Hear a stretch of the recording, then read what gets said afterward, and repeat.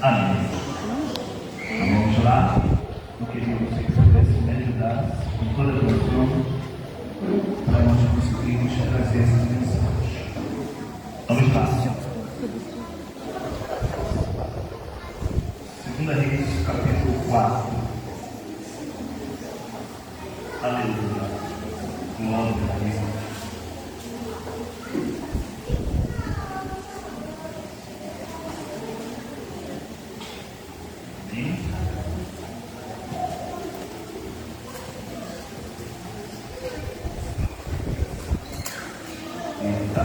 Vamos lá.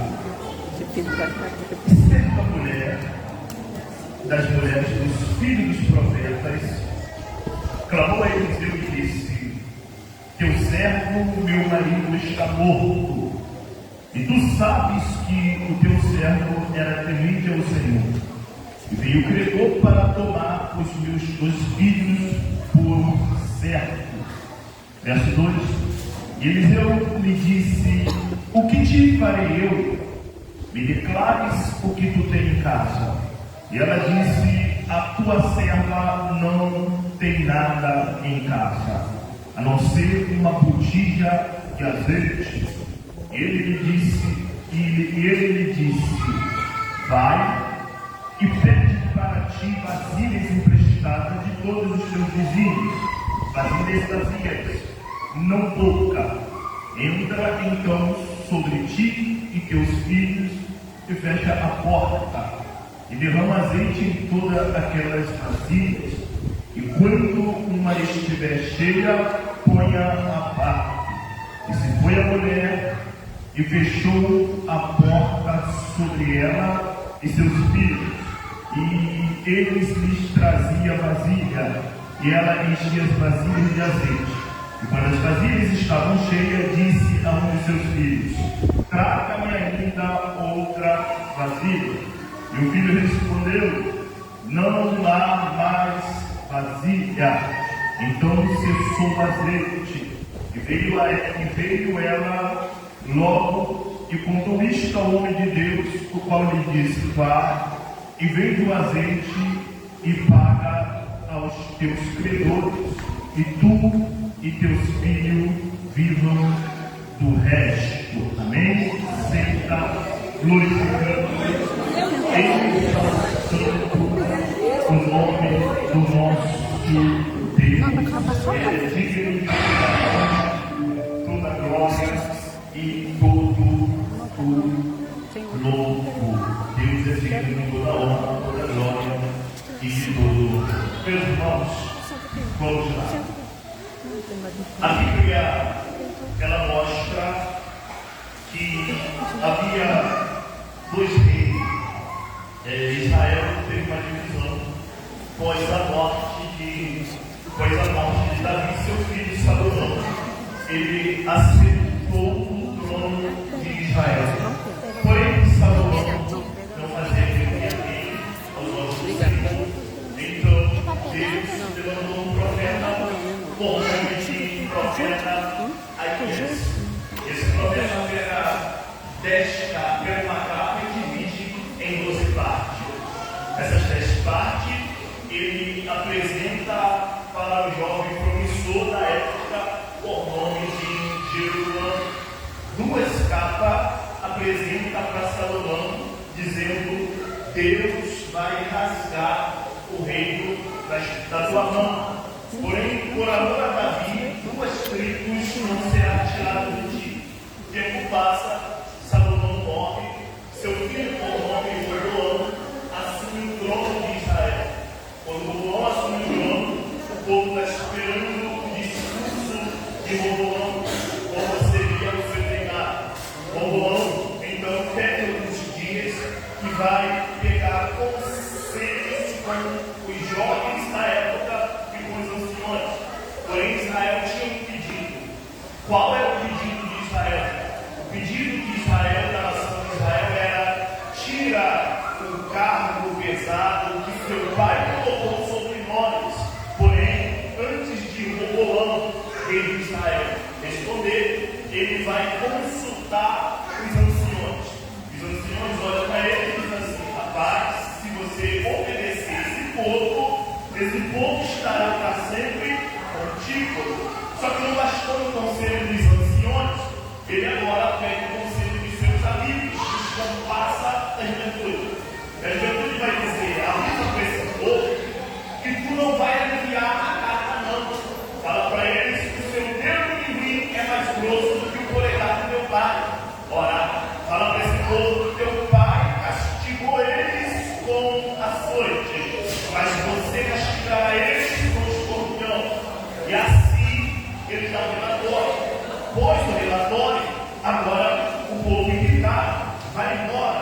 e o povo indo para as suas casas se apega a Jeroboão para se cumprir a palavra do profeta. 10 tribos vai embora e 2 tribos para se cumprir a palavra de Judá e Benjamim ficou junto com Roboão. Aqui aconteceu a divisão que se chama Reino do Norte, Judá, onde tinha 2 tribos, e o Reino do Norte, Judá, onde tinha 10 tribos. Reino do Norte tinha 10 tribos, e o Reino do Sul se chamava Judá, que tinha 2 tribos. Dentro desse contexto, o 7º rei do lado do norte se chama Acabe. Repita comigo, Acabe. Acabe é filho de Omri, e Acabe fez o que era mal aos olhos do Senhor. A Bíblia diz que ele casa com uma moça com o nome de Jezabel. Jezabel era uma sidonita, uma filha de Etibaal, uma moça sacerdotisa do diabo, que adorava Astarote, Baal e outros tipos de deuses. Ora, essa mulher era má, essa mulher era perversa. Quando Acabe casa com essa moça, ela vai trazer o seu culto pagã para dentro de Israel, para dentro de Samaria, do lado do norte, onde a capital é Israel. Dentro desse conceito, agora Jezabel vai plantar ou implantar 2 estátuas dentro de Samaria, dentro de Israel. A primeira estátua se chama Baal, conhecido como divindade, o Deus que manda a chuva. A segunda estátua se chama Ásera, e se dizia que naquele período Baal era casado com Ásera, deusa da fertilidade. E dentro desse conceito, agora um decreto corre por Israel, do lado do norte, chamado Samaria. E qual o decreto? A partir desse momento, vocês não adoram mais o Deus de Israel. A partir desse momento, vocês não adoram mais Jeová. Não. A partir desse momento, Baal é um Deus. Baal é a divindade. Vocês vão adorar Baal. Dentro desse cenário, os profetas que outrora profetizavam no nome do Senhor se corromperam de uma forma tão grande, a ponto que a Bíblia vai dizer que eles sentavam na mesa de Jezabel, e por sentar na mesa do sistema, nunca mais eles pregavam a verdade. E a pergunta é: por que não pregava a verdade? Como pregar a verdade?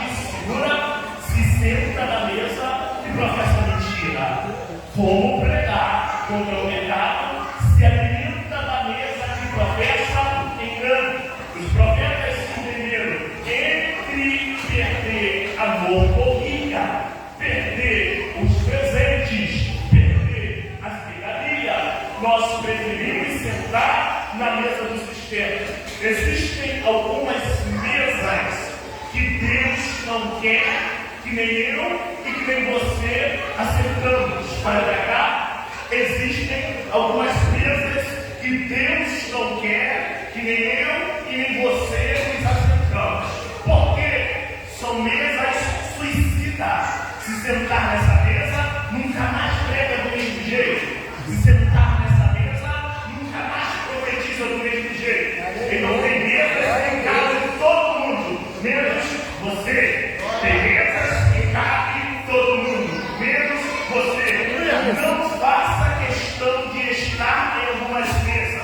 Tem pessoas fazendo questão de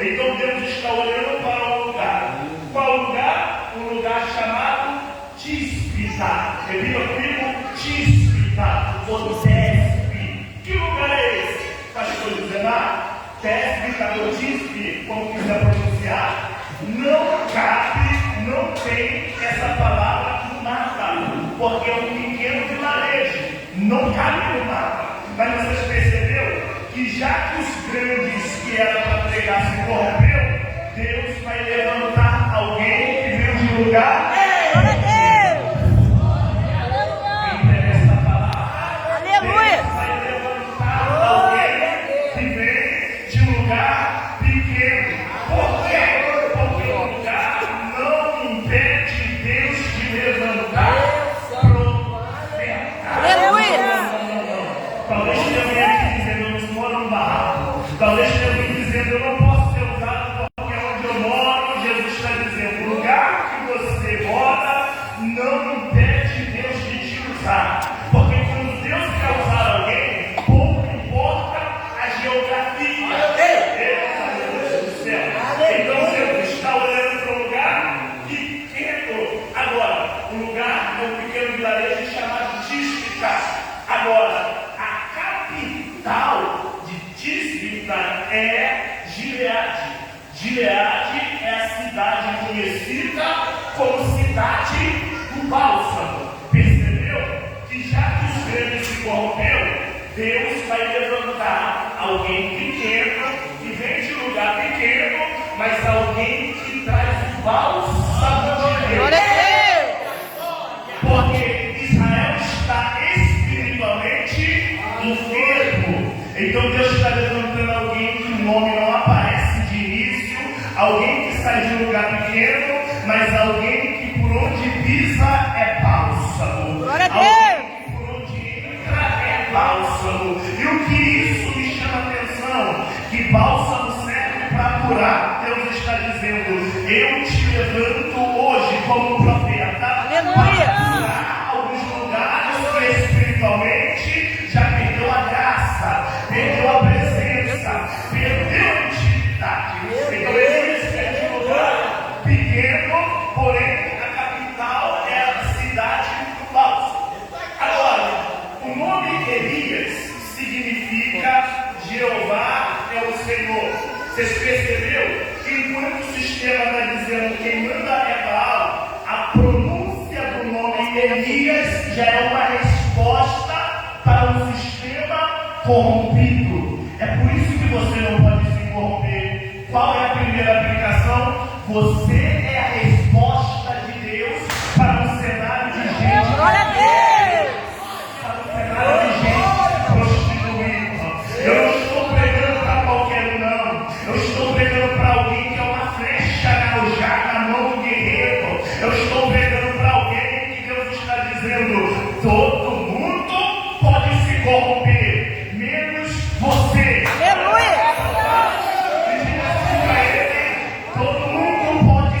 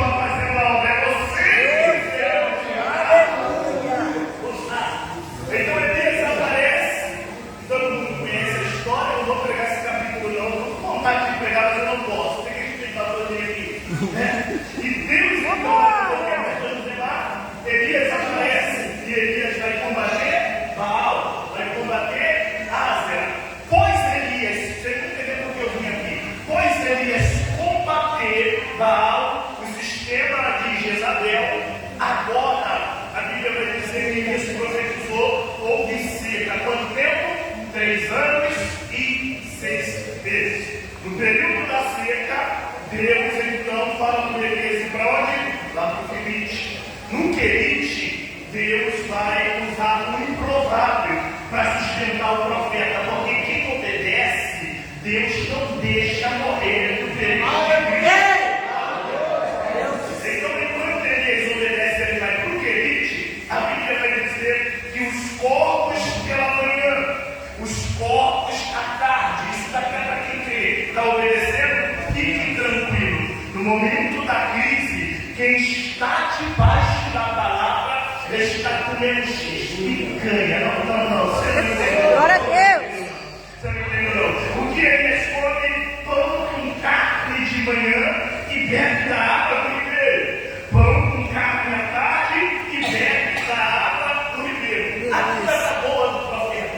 Porque enquanto ele está no Querite, ele come, bebe e dorme. Tem períodos que Deus me levanta para profetizar. Mas tem período que Deus me descansa, que eu vou trabalhar para você.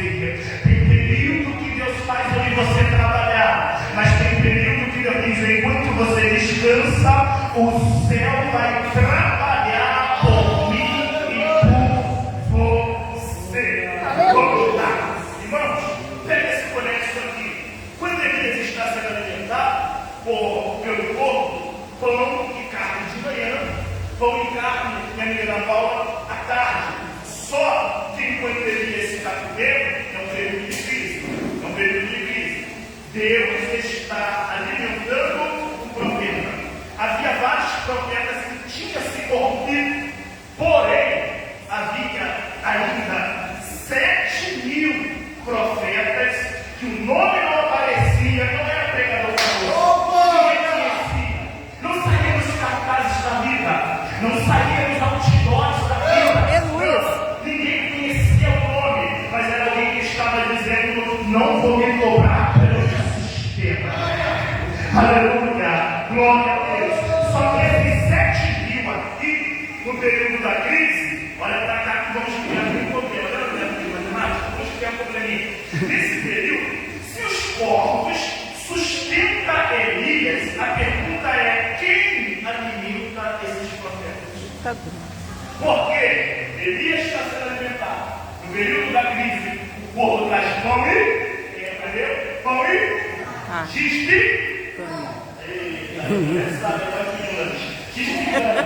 Então, enquanto o povo está sendo o delivery, o motoboy, ele chega a ser ainda tem pelo menos 7.000 profetas. Quem é que está alimentando? O período é de crise. No período de crise, os cavalos de Acabe estavam morrendo. Os alazão de Acabe estavam morrendo, porque o período era de crise, de escassez. Água ali estava cara. Pão parecia petróleo, porque quando a crise chega, o pó de café ainda parece que começa a crise, né? Quando a crise chega, o que acontece? O preço das coisas aumenta. Então, se quem é de poder, que é se Acabe, está vendo seus cavalos correr, tua plantação correr, o trigo secar, a cereal secar, a pergunta é: quem sustenta esses 7.000 profetas que não se venderam? Aí aqui nós entramos. Quem é que sustenta? A Bíblia vai dizer: e o homem que era mordomo, qual é o nome dele? Obadias. Devido ao primo, Obadias. Obadias era servo de Acabe. Obadias, o ministério de Obadias é lindo, porque Obadias não aparece na obra. O ministério de Obadias não aparece, mas ele tem uma grande importância, porque o ministério de que não tem Obadias não fique de pé, porque Obadias não aparece, mas o Obadias é aquele irmão que está na cantina. Cedo o pregador vem, prega, vai para a cantina por causa do Obadias, que cedo está fritando pastel. Você hoje foi no banheiro cheirosinho, aí você pensa: quem é que lavou o banheiro? É o ministério que não aparece. Obadias é igual um prego que segura a cortina. Ele não aparece, mas ele é essencial. É igual a sapata que segura na casa, ou a coluna que segura a casa. Ele não aparece, mas o ministério de Obadias é essencial. Glória a Deus. Aleluia.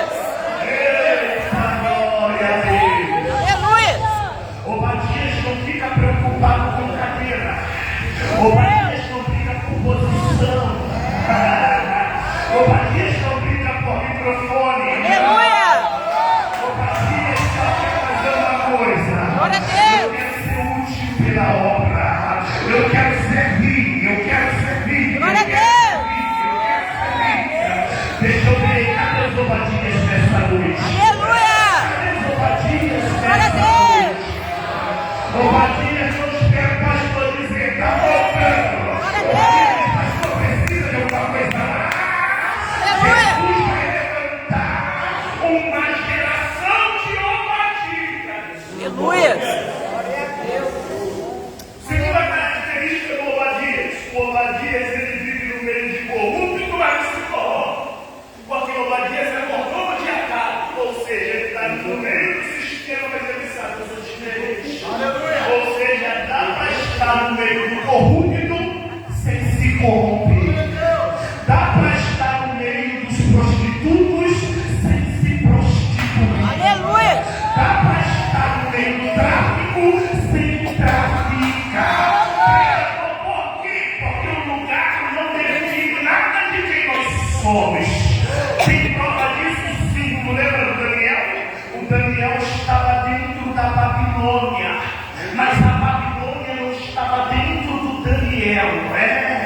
Aleluia. Tu lembra do Adão? Estava no melhor lugar do mundo, no paraíso, mas fracassou. Aí Jesus, provando que o lugar não significa nada, ele vence o diabo no deserto. Quem acredita nessa palavra? O lugar que você está não define quem você é. Quem tem Deus aonde pisa é luz. Aonde pisa é profeta. No teu colégio alguém vai dizer é profeta. Na faculdade alguém vai dizer ela é profeta. No teu trabalho alguém vai dizer tu é crente. Por quê? Eu não falei nada, tu é diferente. Deixa eu ver quem está pegando essa palavra.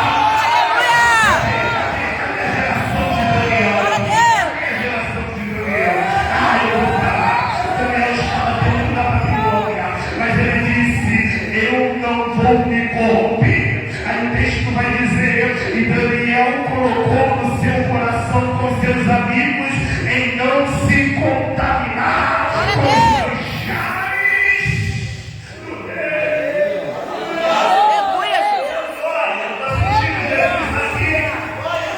Eu estou sentindo a presença dele aqui. Glória a Deus! Sentindo a glória. Aleluia!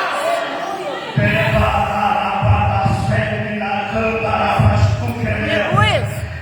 Aleluia, glória a Deus, maravilha. Então Obadias está no meio de um sistema corrupto, Acabe é corrupto, o patrão é corrupto, mas ele diz, eu não.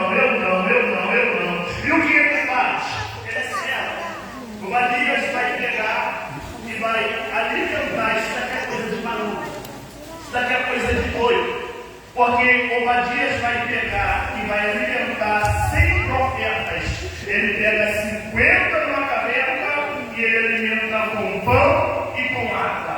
Ele pega mais 50 e alimenta, pastor, com pão e água. Se era o período de crise, pão estava mais caro do que caviar. Entenda? Então a pergunta é, qual é o salário de Obadias? A pergunta é, da onde ele tira para alimentar? Da onde Obadias tira? Se ele é apenas um mordomo, ele alimenta, não é pouco, ele alimenta 100 profetas e não é por pouco período. Pelo menos a crise durou 3 anos e 6 meses, com pão e com água. Da onde ele tira? Meu Deus! Sim, meu Deus! O historiador diz algo. Por quê? Que Obadias, ele pegava empréstimo com quem? Com Acabe.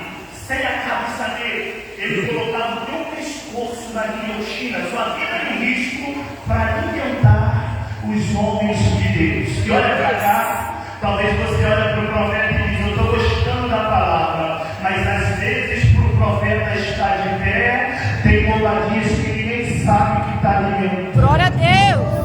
Todo mundo gosta de ver o profeta bradando, mas poucos são os Obadias que no momento da crise, tem plano. Sabe o que significa essa cesta aqui?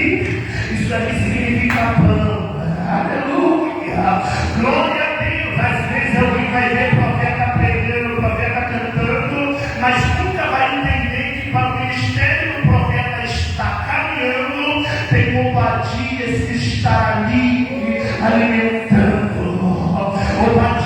está fazendo para a obra.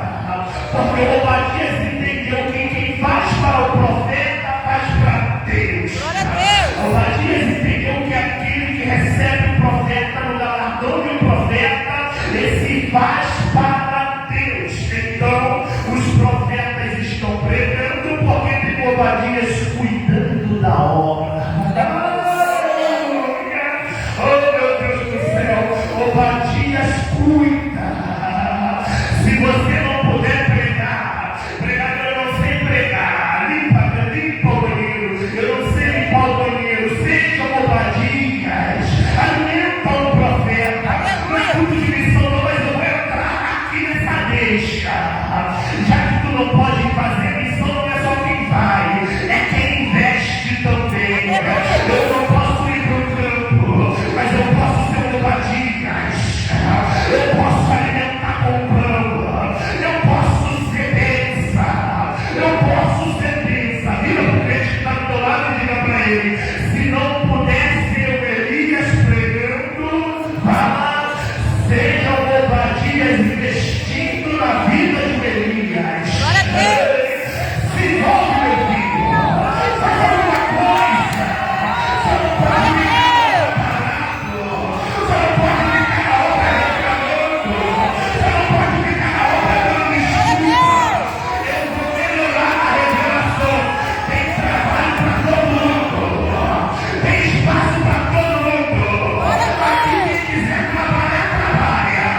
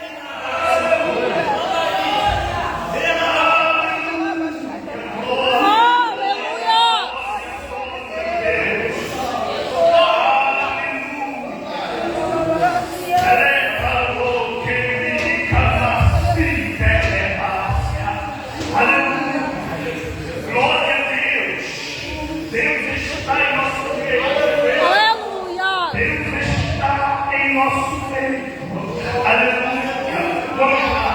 Aleluia.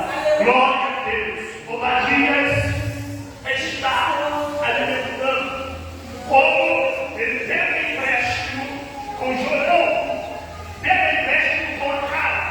Esse empréstimo a cara não sabe que é para alimentar. Obadias está então alimentando os homens de Deus, alimentando os homens de Deus, alimentando os homens de Deus. O tempo passa, ele morre. Só olhar a biografia da vida de Obadias. Ele morre uma morte inesperada. Obadias fez o quê? Obadias fez o quê? Obadias morreu. Pregador, mas você viu sobre a viúva, e por que você está pregando sobre Obadias? Obadias morreu, só que Obadias tinha uma família. Ele tinha uma família. A morte inesperada, ele morre, só que a dívida ficou. A dívida ficou. E quando a dívida fica, agora o credor. Quem é o credor? O credor trabalha para Jorão, filho de Acabe. O credor vai bater na porta da viúva. E o credor vai dizer para ela: paga-me a dívida que teu marido deixou. Paga a dívida que o seu marido deixou. É aqui que nós entramos. Abra comigo isso, deixa a Bíblia aberta. Meu Deus do céu.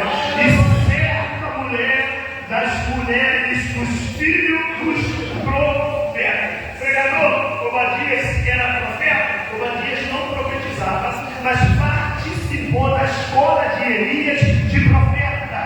Sim, ele participou. Então Obadias fazia parte da escola dos profetas. Mas o que aconteceu? Agora ele morreu. E o texto vai dizer que certa mulher, das mulheres dos filhos dos profetas, o que ela fez? Ela clamou ao Senhor. Ela clamou a Eliseu. Quem é Eliseu? Eliseu é uma tipificação do próprio Deus, a direção. Pois o profeta, dentro da Bíblia, ele simbolizava a direção ou porta-voz. Então essa moça está vivendo dias de crise. Dias de crise. E por que ela vai até Eliseu? Primeiro ponto, antes da moça ir até Eliseu, o credor tinha uma forma de trabalhar. Talvez você nunca estudou isso. O credor tinha uma forma de trabalhar. Qual era a forma do credor trabalhar? O credor batia 3 vezes na porta. A primeira vez que o credor vinha, ele não fazia muita coisa. Ele apenas dizia: paga a dívida que o teu marido me deve. Ele apenas pedia para pagar. Na segunda vinda, quando o credor vinha, ele batia na porta. Dessa vez, o credor ameaçava: paga a dívida que tu me deve, senão eu vou levar o que tu tem de valor. Não era somente os filhos. Se tivesse um carro, levaria. Se tivesse uma mansão, levaria. Só que essa moça é uma viúva. Quando olhamos para dentro da Bíblia, lembramos que Jesus manda cuidar das viúvas, porque naquele período poucas eram as viúvas que tinham recurso. A maioria das viúvas não tinha recurso. Foi por isso que foi levantado também alguns diáconos, porque os homens de Deus estavam pregando, mas as viúvas, os pobres, os necessitados estavam ficando de lado. Então é dentro desse conceito que agora o credor bate na porta. A segunda vez que o credor bate na porta, ele diz: me paga a dívida. Ele ameaça. Como a moça não tinha muita coisa, o que ela iria então entregar eram os seus filhos como moeda de troca. Agora, por que a moça está nervosa? Por que a moça está nervosa? O credor já tinha batido uma, já tinha batido duas, e a terceira vez não tem papo. A terceira vez não tem conversa. A terceira vez que o credor bate na porta, ele simplesmente pegava os filhos e levaria como escravo. Segundo a lei mosaica, o escravo trabalharia pelo menos 6 anos. O 7º ano é conhecido como ano de jubileu. O que aconteceria? depois de 6 anos trabalhado, o credor, no 7º ano, ele pegaria e devolveria os filhos. Mas por que essa moça também é moça? Ela sabe que o credor não é qualquer credor. O credor trabalha para a casa de Jezabel. E a casa de Jezabel não respeitava a lei mosaica. Isso significa, se os guris saírem de casa, nunca mais ela viria. E quem são os filhos? Os filhos dentro da Bíblia, projeto. Os filhos dentro da Bíblia, ministério. Os filhos dentro da Bíblia, sonhos. Então, os planos do diabo, quem é o credor? O credor é uma personificação do diabo. Qual é o sonho do diabo, igreja? Roubar aquilo que é teu, roubar a tua paz, roubar a tua alegria, destruir nossa casa, destruir a nossa família. Esse é o sonho do credor. Só que a moça, ela já estava ameaçada, mas no período da crise, a moça vai ir, não a qualquer um, porque tem uma turminha que quando a crise vem, vai para o azulzinho. E o azulzinho está dizendo, vai do momento, fala. Tem uma galera que quando a crise vem, abre a vida para todo mundo. Eu estou triste, meu casamento está assim, meu marido está desse jeito. Aí Deus parece que te ama e diz, conta para mim o que é que aconteceu. Aí você pensa, como ele me ama, ama nada, quer saber da tua vida para depois espalhar. Pregador, quer como provar? Posta um projeto, é 2 por dia. Posta algo de bom, ninguém curte. Agora posta desgraça que você vai ver. O que aconteceu? Posta luto, quem é que morreu? Morreu do quê? Ou seja, todas as vezes que eu e você estamos em crise, muitas pessoas no momento da crise vai buscar refúgio em qualquer lugar. Só que essa moça está em crise, mas ela sabe aonde recorrer. Vira para esse crente que está do teu lado, isso, não abre a boca não, isso hoje vai ser até 5 horas da madrugada, brincadeira. E diga assim para ele assim, aleluia, no momento da crise, você tem que saber aonde recorrer. Oh, glória a Deus, a moça está em crise, mas ela sabe aonde ela vai recorrer. Glória. E o que ela faz? O período é de crise. O período é de crise. Mas a moça, ela vai caminhar no período da crise. Você percebeu que o que faz a moça chegar até o profeta é a crise? Porque tem pessoas que, enquanto tudo está bem, não adoram. Então Deus está dizendo, eu vou usar aquilo que você pensa que é para te matar. Eu vou usar aquilo que você pensa que é sofrimento.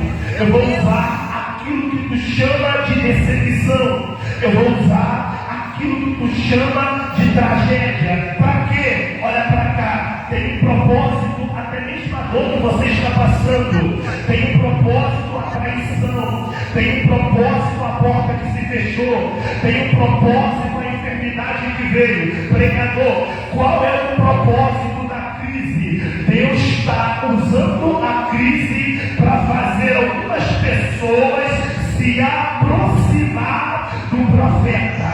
Lembra que o profeta significa Deus. É Deus dizendo, essa prova não é para te matar. Essa luta não é para te matar. Mas eu estou usando até aquilo que tu pensa que é mal para te fazer você se aproximar de Deus.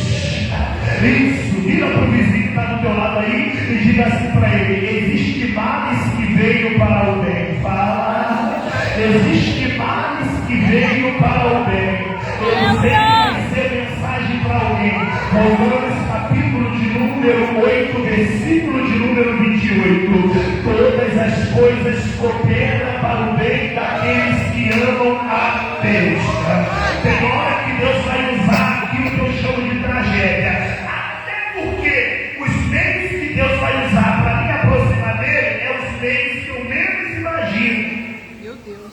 Deus vai usar coisas que a gente menos imagina para nos fazer se aproximar dele. Então a moça está em crise, mas no meio da crise ela vai até o profeta. E aqui a revelação é textual. Percebeu? presbítero Léo, que a moça está em crise, mas o que faz ela caminhar é a crise. A moça está em crise, mas o que faz ela caminhar é a crise. A moça está vivendo dias de prova, mas o que faz ela caminhar é a prova. É Deus dizendo para mim e para você, não é para te matar. Deus está usando essa situação para fazer você caminhar. Tem gente que só passou o lado da coisa piorou. Tem gente que foi quando o namoro acabou, quando o carro quebrou, quando a enfermidade veio, quando a dificuldade chegou. É Deus dizendo, eu te amo tanto que eu permiti a prova, mas não vou te perder. Você não pegou não. Eu te amo tanto que eu permiti o namoro acabar, mas não vou te perder. Você não pegou. Eu te amo tanto que eu permiti a porta se fechar, mas não vou te perder. A moça está caminhando no período da crise até o profeta. Então ela vai até o profeta no período da crise. E quando ela chega até o profeta, o período é de crise, mas a moça clamou. Ela clamou, ela diz, meu homem de Deus, meu marido, Eliseu, ela diz assim, meu marido, teu servo está morto, e tu sabes que o teu servo era temente ao Senhor, e veio credor para tomar os meus 2 filhos. Então ela está dizendo assim, homem de Deus, quem morreu não é qualquer um não. Meu marido era crente. Então ela diz assim, meu marido. Ele primeiro é marido, para depois ela diz, era temente a Deus. Isso daqui é meio difícil de pregar. Sabe por quê? Porque o que ela diz é, primeiro, ele era marido, ele era marido em casa, mas ele era servo do altar. O que ela está dizendo é, antes dele ser no púlpito, ele era no particular. Meu Deus! Antes dele ser na tribuna, ele era dentro de casa exemplo. Porque não adianta a gente pegar fogo aqui, mas em casa ser uma praga. Não adianta a gente pegar fogo aqui, mas em casa a gente não cuidar da família. Meu Deus, bora para quem está do lado de cá, dá para o glória. Ele era homem de Deus, mas também era meu marido. Ele tinha testemunho. O que tem de gente fazendo canivete descer do céu, mas quando você vai para os bastidores, não respeita a casa, não respeita a família, não tem testemunho. Graças a Deus que nós temos um pastor aqui que é exemplo.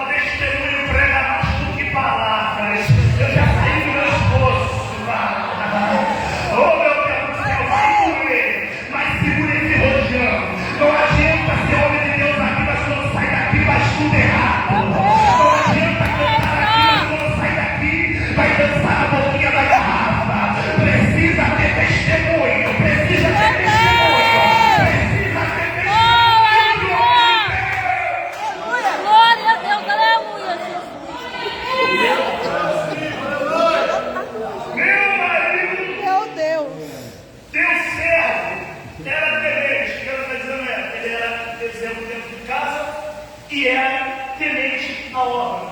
Aí ela disse, agora ela entregou, ou seja, calma aí, meu marido gastou a vida no altar. Meu marido gastou fazendo para Deus, lembra do Obadias? Gastou fazendo para Deus. Isso é justo? Ela está dizendo para mim, Deus, é isso que nós merecemos? É isso que nós merecemos de Deus? Gastamos nossa vida no altar e agora é isso que a gente recebe de recompensa? E eu gosto, porque vira para o crente que está do lado e diga assim, o altar não fica devendo nada para ninguém. O altar não fica devendo nada para ninguém. Os homens podem até decepcionar. Eu nunca vi Deus decepcionar ninguém. Eu nunca vi Deus decepcionar ninguém. Se trabalham para mim, também trabalham. Deus não decepciona ninguém. Ah, meu Deus do céu, todas as vezes que eu e você fazemos para o altar vai recompensar. E eu não vim pregar para quem vem passear. Eu vim pregar para uma geração que está gastando a vida no altar. Eu vim pregar para alguém que está dizendo, é por ele que eu estou gastando a minha vida. Você já se decidiu ou você vem passear? Para ele, é por ele que eu estou gastando a minha vida, estou gastando a minha vida, estou gastando a minha vida. Perdendo tudo com amor e por alegria. Todos os meus dias, todos os meus dias, todos os meus dias. É por ele que eu estou gastando a minha vida. Deixa eu ver quem está decidido gastar a vida no altar. O altar não é para aventureiro. O altar não é para menino emocionado. O altar não é para playboyzinho e patricinha. O altar é para gente que tem sangue no olho e vai carregar a cruz mesmo terrível, mas não vai parar. Vai segurar na ponta do altar e vai dizer, não importa as pedradas, não importa a dificuldade, não importa os levantes, não importa a fofoca. Para te servir eu tenho que chorar. Ainda aqui, para te servir eu tenho que chorar. Deixa eu ver quem acredita, eu te servirei, porque comigo sempre és. Ai, se eu tivesse a voz original que você tem, aleluia, ainda que ajuda. Pra te servir, Jesus, eu tenho que chorar. Servirei, porque comigo estará. Sofrer contigo é melhor do que errar.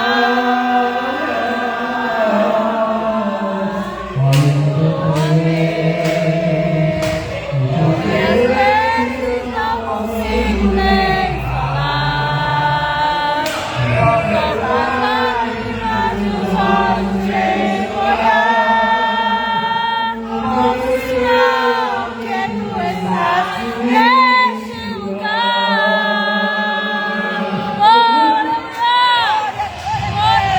Deixa eu ver quem está aqui adorando a ele. Ah, meu Deus do céu, se você olhou para o relógio, eu vou te pegar aqui. Tem gente lá na Sapucaí, amanhã também é quase 6 horas. Ah, meu Deus do céu, por isso alguém tirou o relógio daqui, eu já entendi o mistério. Eu olhei para ele e eu entendi o mistério. Glória! Aleluia! O altar não fica devendo nada para ninguém. Tu lembra de Ana? Ela entregou para Deus 1. Deus deu quanto para ela? 6. Por quê? Porque o altar não fica devendo nada para ninguém. Lembra de Salomão? Entregou 1000 cabeças de touro para Deus. À noite Deus apareceu no sonho do menino e disse, pede o que tu queres. Eu te darei. O que é que tu quer? Pode pedir. Glória a Deus! Eu não fico devendo nada para ninguém. Não fico devendo nada para ninguém. Lembra da viúva de Sarepta? Ela deu para Elias um bolo. Comerei eu e meu filho e morreremos. Ela pegou e fez primeiro para o profeta. O que ela tinha, comeria ela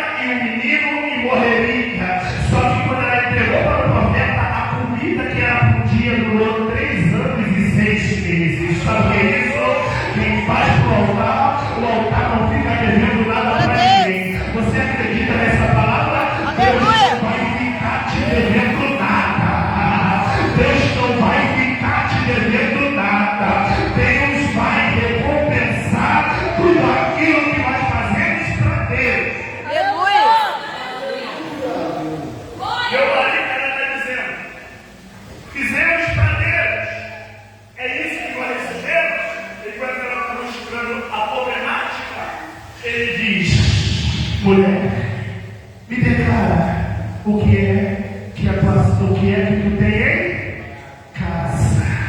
O que é que tu tem em casa? Ele está dizendo para ela vai buscar fora no momento da crise. Isso acontece comigo com você. No momento da crise, a gente pensa que não temos nada. E ela vai buscar fora. Quando ela chega até o profeta faz ela olhar para dentro e declara o que é que tu tem em casa.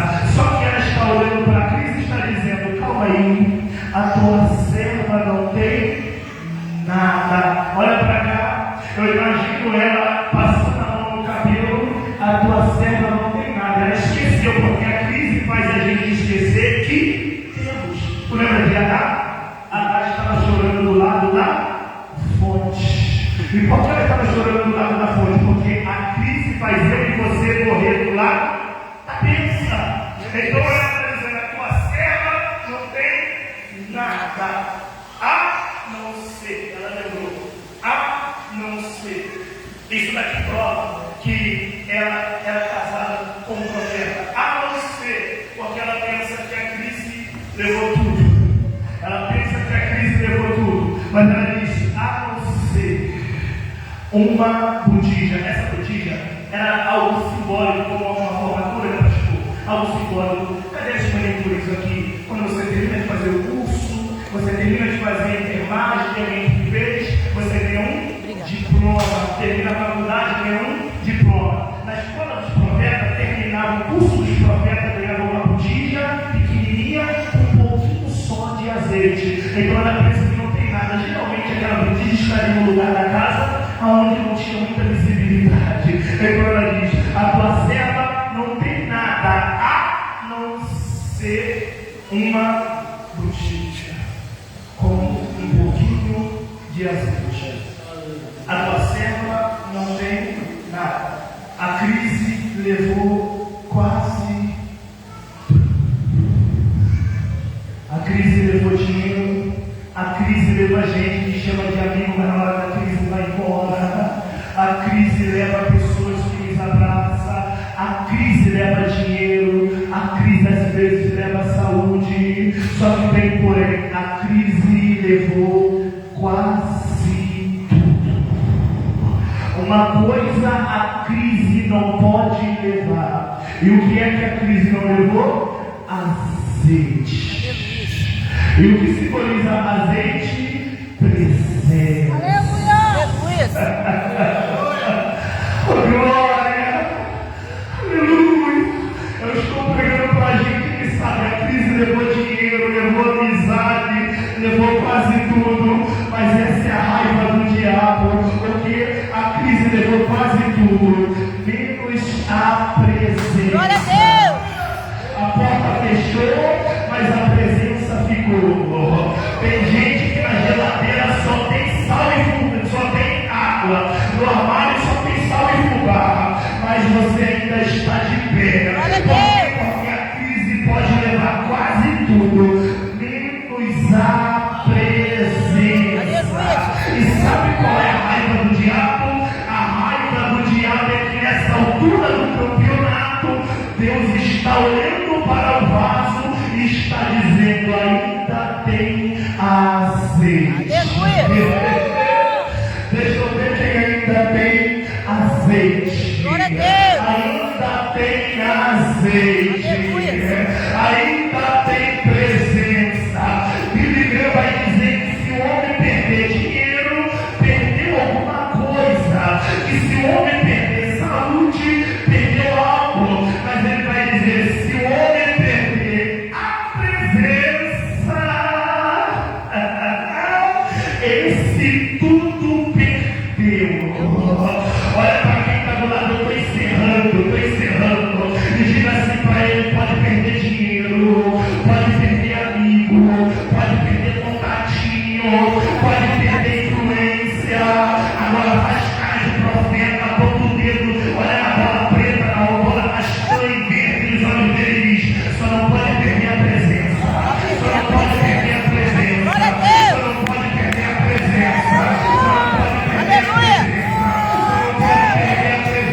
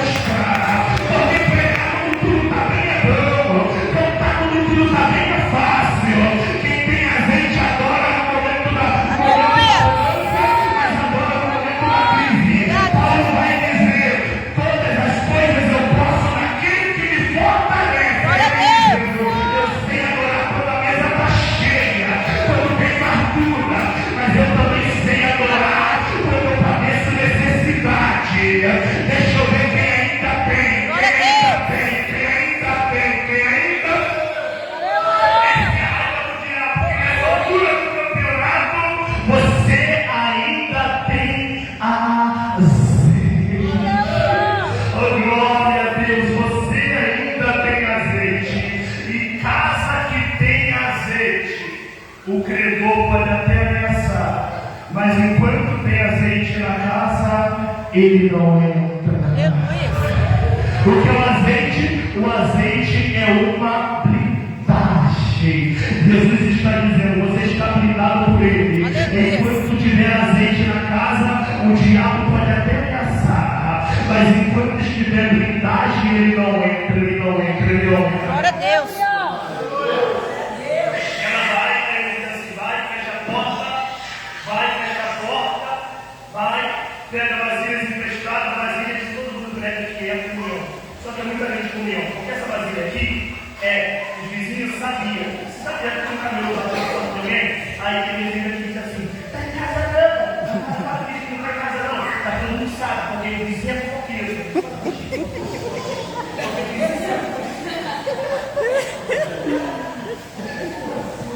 Verdade pra gente. O negócio que não vai fechar pra casa é qual é a casa. Ou seja, todo mundo sabia até agora. Então, ele sabia da vergonha. Quando pega a vasilha emprestada, ele sai da vergonha, pega a vasilha. Ela vai pedir. E quando ela está pegando vasilha, não poucas, muito, ou seja, nunca sabia da situação dela. Eles pegam muita vasilha. Aí, o Zuzu não é. Pior. Tá pedindo vasilha, coitadinha da bichinha. Tá pedindo vasilha, coitadinha dela. Tá pedindo vasilha. Por quê? Porque eles estão pensando agora, coisa ficou feia. Só que eles não sabiam que aquilo era uma estratégia de Deus. Entra, fecha a porta. Ela entra com as vasilhas. E eu encerro aquilo. Não vou até deixar aqui que eu sei que vai correr. Ela entra com as vasilhas. E ela fecha a porta. Só que as vasilhas era muita e o azeite era pouco. Era muita vasilha e pouco Azeite. Vocês são pobres demais. Era muita vasilha e pouco azeite. Ou seja, vasilha é necessidade, certo? E azeite é recurso. Enquanto ela está fora, ela tem muita necessidade, muita vasilha e pouco recurso. Só que a história muda quando ela entra e fecha a porta. Porque porta fechada fala de secreto. Porta fechada fala de intimidade. E o sobrenatural só acontece quando a gente aprende a ter secreto. E percebe que não é o profeta que fecha a porta. Existem portas que é eu que preciso fechar. É Deus dizendo, tem pessoas que só não vivem do lado porque tem gente tendo acesso ao que não era para ele. Quando ela fechou a porta, entrou, eu estou correndo. Ela fechou a porta, entrou. Ela fechou a porta, entrou. E quando ela entrou com muita necessidade e pouco, só que a história muda. Porque agora ela pede para os meninos trazer necessidade. Traga necessidade. Os meninos trazem. Ela tem um pouquinho de azeite, Aí o que ela faz? Ela vai enchendo a vasilha. Ela enche uma, enche duas, ela enche quase todas as vasilhas. E por que ela enche e não acaba? Aqui não é mágica. Por que ela enche e não acaba? Porque azeite, na Bíblia, ele tipifica uma fonte Inesgotável. É muita unção. Sabe o que significa? Inesgotável. É a Bíblia. Eu estou pregando aqui, amanhã o pastor vai pregar. Quanto mais tira, mais tem. Quanto mais tira, mais tem. É por isso que você é uma vez. Sabe por que a gente Glória a ama Deus! Porque Deus é o único relacionamento que quanto mais a gente conhece, mais ele se revela e mais ele tem para se revelar. Por quê? Porque Deus é inesgotável. Ele não tem fim. Ninguém define ele. Então aqui é uma fonte inesgotável. Então ela enche e não acaba. Aí depois que ela encheu todas as vasilhas, ela olha para o menino e ela grita assim para o guri: traga mais essa vasilha! Aí sabe o que o menino grita? Acabou. O guri grita assim: acabou as Vasilhas. Agora, gente, o que é que acabou? Foi a necessidade ou foi o recurso? Necessidade. Isso é muito lindo. Por que lindo? Porque o texto vai dizer que o que acabou foi as vasilhas, ou seja, o azeite. Enquanto tem vasos, daí é o Glória a Deus! tem vaso,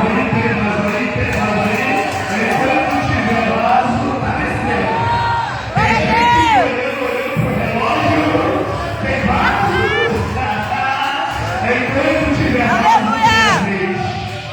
Enquanto tiver vaso, tem azeite. Glória a Deus. Tem azeite, tem azeite, tem azeite, tem azeite, tem azeite, tem azeite. Aleluia. Aleluia. Percebe comigo? Porque quando acabou os vasos, o azeite parou. E Deus falou comigo algo, que a providência do alto, o recurso do alto é maior do que a crise terrena. Meu Deus. Não existe crise terrena que o céu não possa suprir. Jesus. Aleluia. Glória a Deus. Não existe crise terrena que o céu não possa suprir. O recurso do alto é maior do que a crise. Aleluia. de baixo. E aqui eu encerro. Porque enquanto o milagre acontece de porta fechada. Lembra de quem entregou vazia? Está doida. Ela está maluca. Só que Deus é tão interessante, porque na cultura judaica, porta fechada fala de prova e de humilhação. Então, se a porta está fechada, quem passa diz, coitadinha dela. Se a porta está fechada, quem passa, olha, diz, coitadinho dele. Só que mal ele sabe que a porta está fechada, mas o milagre está acontecendo. Oh, glória, aleluia, Jesus. Ai, meu Deus do céu, vira para esse crente aí do teu lado, eu sei que ele ainda tem glória, e diga assim para ele: Deus vai fazer o milagre de porta fechada para mostrar que é Deus na sua vida. Deus vai confundir quem quer ver a sua vergonha. Deus fará o milagre de porta fechada. Quando o milagre acontece, ela pegou e ela foi até o profeta. Eu estou encerrando, gente, meu Deus do céu. Ela foi até o profeta, ela pega tudo e ela vai até o profeta. Porque o nosso problema é que a gente clama a Deus para Deus fazer. E depois que a porta abre, a gente se esquece de Deus. Ela é diferente, ela vai no profeta. Quando ela vai para o profeta, ele diz: paga tudo, porque a gente não pode ser caloteiro. Tem alguém que deve, se tiver no culto, agora é hora. Paga tudo. Então ele diz: paga tudo. E vive o resto. O meu resto não dá para nada. Agora o resto de Deus, Meu Deus. paga tudo. Fique de pé. Isso, você pode levantar. E viva com o resto. Essa moça, ela tinha uma dívida. E a dívida, ela foi quitada. Eu terminei a minha mensagem assim. Eu e você também um dia tínhamos uma dívida. E sabe por que nós estamos adorando aqui? Sabe o que ele fez? Ele quitou a nossa dívida. Aleluia. Pregador, como que ele quitou a nossa dívida? Ele subiu no madeiro. Ele tomou 39 chibatadas. No corpo dele tinha pelo menos 117 marcas de corte. Mas no final ele termina dizendo assim: Tetelestai. O que significa Tetelestai? A dívida foi quitada. O preço foi pago. Salvo pela graça.